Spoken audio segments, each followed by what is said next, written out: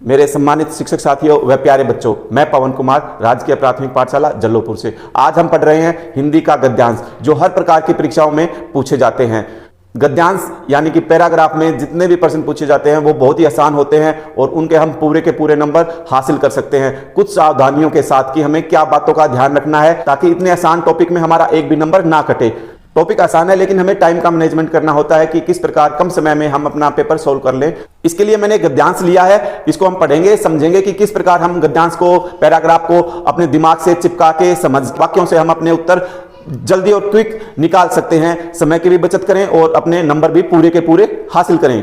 जब हम पैराग्राफ को पढ़ेंगे तो हमें ध्यान देना है, सावधानी से शरीर को संभालते हुए तेनजिंग और हिलेरी दोनों एवरेस्ट की चोटी पर चढ़ाई कर रहे थे। तो इस पहले वाक्य में हमें दो नाम मिले हैं, तेनजिंग और हिलेरी, ठीक है, और वो चढ़ाई कर रहे थे, कहां की? एवरेस्ट की चोटी पर चढ़ाई कर रहे थे। इस प्रकार पहले वाक्य में जो इंपॉर्टेंट, जो मुख्य बातें हमें आ रही थी उसको हमने अंडरलाइन कर लिया ताकि उसके बारे में हमें कोई प्रश्न नीचे मिले तो उसको हम आसानी से समझ पाए, बार बार हमें पूरा पैरा ना पढ़ना पड़े। उसके बाद अगली लाइन को पढ़ते हुए उनका शरीर थक कर चूर चूर हो रहा था। तो इस वाक्य में ये मुझे इंपॉर्टेंट लगा तो मैंने इसको अंडरलाइन कर लिया और समझ भी लिया कि चढ़ाई में उनका शरीर थक गया, चूर चूर हो गया, शरीर उनका बिल्कुल थक गया था, वो पूरी थकावट आ गई थी।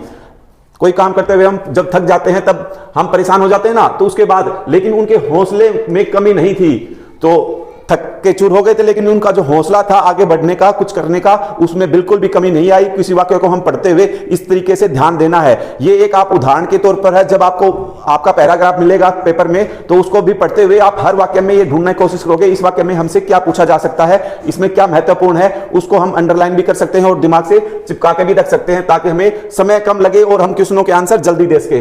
वे आगे बढ़ते जा रहे थे, चलते चलते सामने लगभग 12 मीटर ऊंची एक चट्टान दिखाई दी। किसी वाक्य में कोई संख्या दी हुई हो, कोई स्पेशल नाम दिया हुआ हो, उसको हम एक बार दिमाग में चिपका लेंगे और उसको अंडरलाइन भी कर लेंगे ताकि आगे प्रश्नों में वो हमें मदद कर सके, हमें उसको बार बार ना ढूंढना पड़े। एकदम सीधी।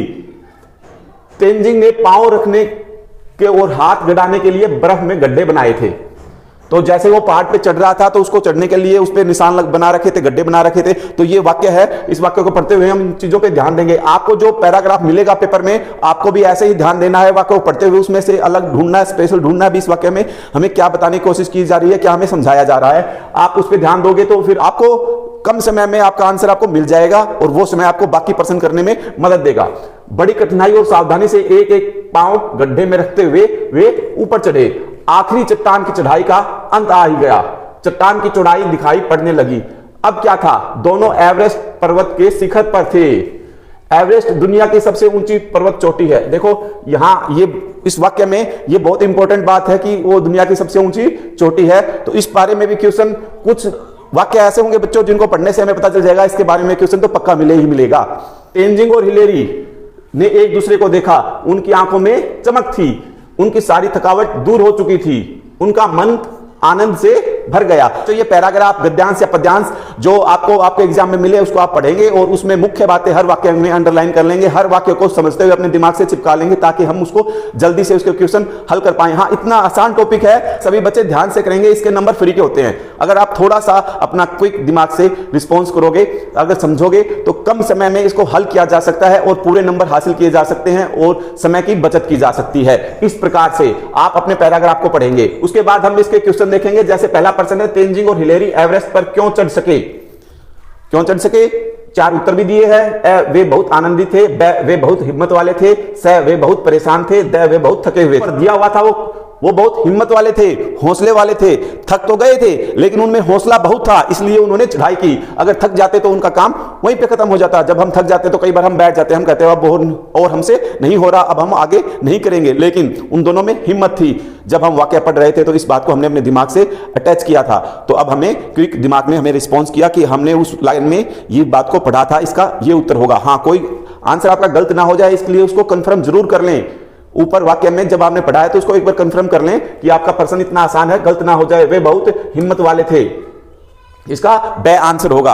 आपको ओएमआर शीट पे बिल्कुल ध्यान से बिल्कुल गोल गोल उसको भर देंगे। उसके बाद अगला क्वेश्चन देखेंगे, एवरेस्ट की सबसे खास बात क्या है? एवरेस्ट की सबसे खास बात पूछी। जब हम पैराग्राफ में पढ़ रहे थे तब हमने इस चीज पे बिल्कुल ध्यान दिया था, वाक्यों को समझा था, जरूरी शब्द थे उनको हमने अंडरलाइन भी किया था ताकि वो हमें समय पे काम आवे। अब उसी में से देखो, एवरेस्ट की सबसे खास बात है यह एक खतरनाक पहाड़ है, यह दुनिया की सबसे ऊंची चोटी है।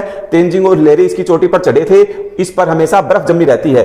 देखो अब इस प्रकार के प्रश्न होंगे, उनमें आंसर दिए हुए होंगे, उनमें भी आपको कंफ्यूजन करने की कोशिश करेंगे। अब देखो, यह खतरनाक पहाड़ है, नहीं पढ़ा हमने। यह दुनिया की सबसे ऊंची चोटी है, पढ़ा है। हिलेरी और तेंजिंग इस चोटी पर चढ़ रहे थे, यह भी पढ़ा है। इस पर हमेशा बर्फ जमी रहती है, इसमें नहीं दिया हुआ। लेकिन देखो, अब दो आंसर है, आपको कंफ्यूज नहीं होना। हमें साफ साफ दिया था कि एवरेस्ट दुनिया की सबसे ऊंची पर्वत चोटी है। ये तो यह क्या होगा, यह दुनिया की सबसे ऊंची चोटी है, यह इसका आंसर होगा, अगर हमने ध्यान से समझ से पढ़ा है तो। उसके बाद अगला प्रश्न देखते हैं, तेंजिंग और हिलेरी को चट्टान पर चढ़ने में कठिनाई क्यों हो रही थी। अब जो प्रश्न दिया होता है उसको हम एक दो बार पढ़ेंगे, अगर जल्दी से समझने की कोशिश करेंगे, सही पढ़ेंगे। वाक्य में क्या दिया है, प्रश्न में जो हमें दिया हुआ है, अगर वो हमने ध्यान से नहीं पढ़ा तो भी हमारा आंसर गलत हो सकता है, क्योंकि जो आंसर होते हैं वो बिल्कुल पास पास में ही होते हैं, नजदीक नजदीक होते हैं। इसलिए क्वेश्चन को हमेशा प्रश्न को ध्यान से पढ़े। अब चट्टान बिल्कुल सीधी थी, चट्टान की बर्फ पिघल रही थी, चट्टान पर बहुत गड्ढे थे, चट्टान पर जंगली जानवर थे, तो जो चट्टान में चढ़ रहे थे उनको कठिनाई आ रही थी। ये आंसर हमें बिल्कुल तीसरी लाइन में ही जब हमने पढ़ा था ध्यान दिया था, और मैंने उसको अंडरलाइन भी किया था ताकि वो मेरा समय पे काम आवे। तो अब देखो, समय आ गया, प्रश्न पूछ लिया गया, तो अब मुझे उसको ढूंढना नहीं पड़ेगा। मैंने ध्यान से पढ़ा है तो मुझे ऊपर वो मिलेगा कि चट्टान बिल्कुल सीधी थी, यह एकदम सीधी थी। तो अब इसका हम ये आंसर बता सकते हैं कि चट्टान बिल्कुल सीधी थी। जल्दी हमें आंसर भी मिल गया, कंफर्म भी हो गया कि गलत नहीं है, सही है। उसके बाद अगला प्रश्न, तेंजिंग और हिलेरी उत्साहित क्यों हो गए। दोनों ने पर्वत पर चढ़ाई कर ली थी, दोनों ने बर्फ के गड्ढे कर लिए थे, दोनों अच्छे दोस्त थे, उन्होंने सीधी चट्टान देखी। अब दोनों उत्साहित कब हुए थे, दोनों एवरेस्ट पर्वत के शिखर पर थे और दोनों की आंखें चमक रही थी, थकावट दूर हो चुकी थी, दोनों का मन आनंदित हो गया था। तो क्या हुआ था, दोनों ने चढ़ाई पूरी की थी, तब हुआ था ना उनको वे उत्साहित।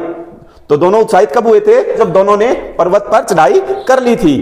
अब अगला प्रश्न देखें, अनुच्छेद के अनुसार खाली स्थान भरिए।